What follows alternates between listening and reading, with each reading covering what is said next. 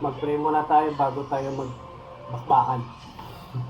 Kasi kailangan natin magpasalamat lagi sa Panginoon. Sa mga biyaya niyang binibigay niya sa atin sa araw-araw. Yeah. Let's pray, guys! Lord God, Jesus, thank you. Thank you po sa pagkain na ibinibigay niyo sa amin sa araw-araw, Panginoon.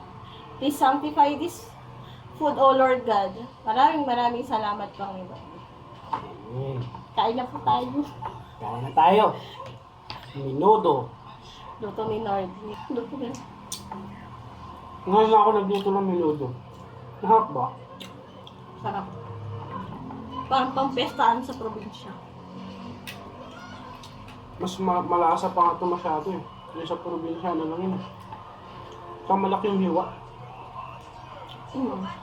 At pinaliit yung papalan natin. Sarap. Ito. Hmm?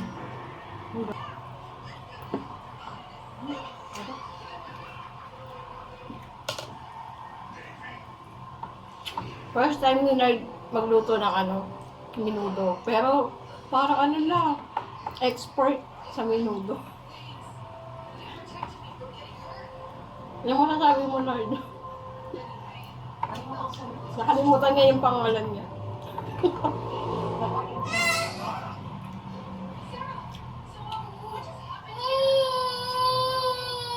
Ang masasabi ko lang, kumain lang tayo ng kumain.